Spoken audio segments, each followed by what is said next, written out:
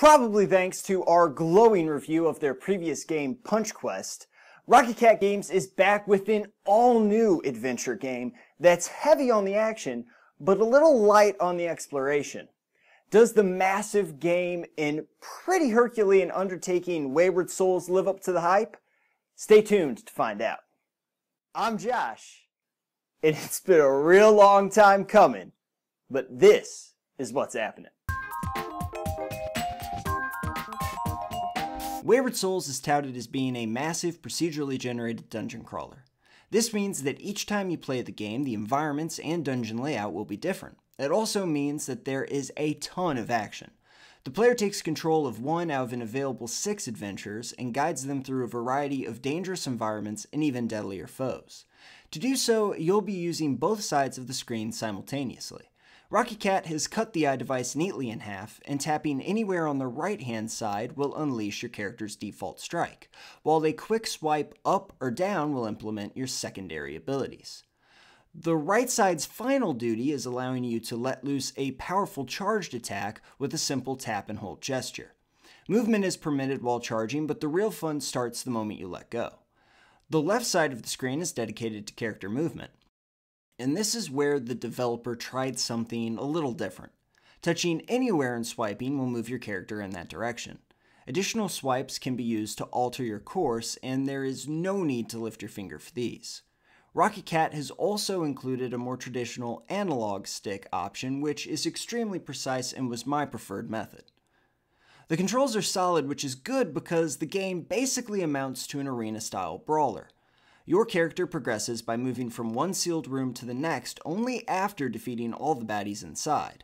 You can backtrack, but the game gives you no real need to do so, and while there are sometimes divergent paths, they very seldom give a sense of exploration. It may sound formulaic and a bit boring, but it forms a sturdy foundation to showcase what this game is really about: its staggering amount of content.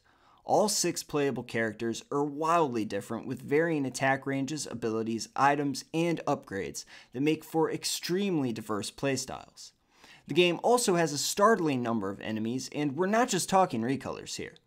There are a ton of completely different enemy types, with seemingly unique personalities and methods of attack. Each one requires the player to develop a specific strategy on how to handle it. The game also features a multi-tiered passive upgrade system that grants the player boosted abilities every time they re-enter the dungeon. Finally, this game breaks up the action with 6 separate stories.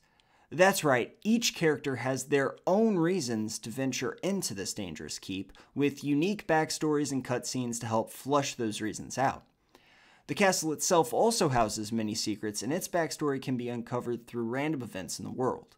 Finding these little tidbits quickly became my favorite aspect of the game, and the only real reason that I fully filled out each map. Now, some of the characters' story arcs are better than others, but by and large, this is one of the best stories I've seen on iOS. It was honestly engaging and beautifully told. It is a very well polished story, and the fact that there are essentially 7, counting the keep itself, is truly impressive. Overall, I had a lot of fun with this game, but that doesn't mean that I didn't have my share of problems with it. Chief among those would have to be its controls. I don't think that Rocket Cat did anything particularly revolutionary here, and I actually don't like the use of an upward or downward swipe to activate abilities. I appreciate that they were trying to save screen real estate for the actual action, but I would really rather have buttons here.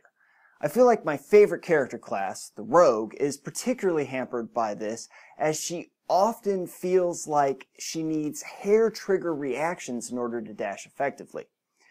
These are moves that just don't seem to work well in this control scheme. The upgrade system was also a bit of a letdown. While at first it appears to be extremely complex and diverse, in reality the upgrades for each character are largely the same. Increases to health and energy recovery, as well as a decrease in the use of ability charges or staples. The only real changes come from a few subtle alternatives for different character classes, and from the order that the abilities can be unlocked. However, this system still allows players to modify their favorite classes as they see fit, and the fact that the final gift upgrade is shared across all classes is awesome.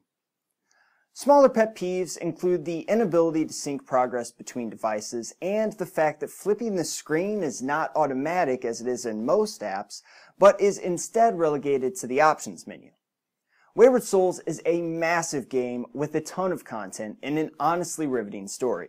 With 6 playable characters, a huge variety of tile sets, and an even larger variety of enemies, this game's strengths far outweigh its shortcomings, and I definitely recommend that you pick it up while it's still just $4.99. Be sure to check back every other Thursday for brand new episodes of What's APPenin. And if you guys know what you want to see on next episode, please let me know down below in the comments, as well as what you thought of this app if you went ahead and picked it up, or what you thought of this review, because I'm always trying to make these better for you. Thanks a lot for your interest in the episode. I really appreciate the view, and I'll see you all next time.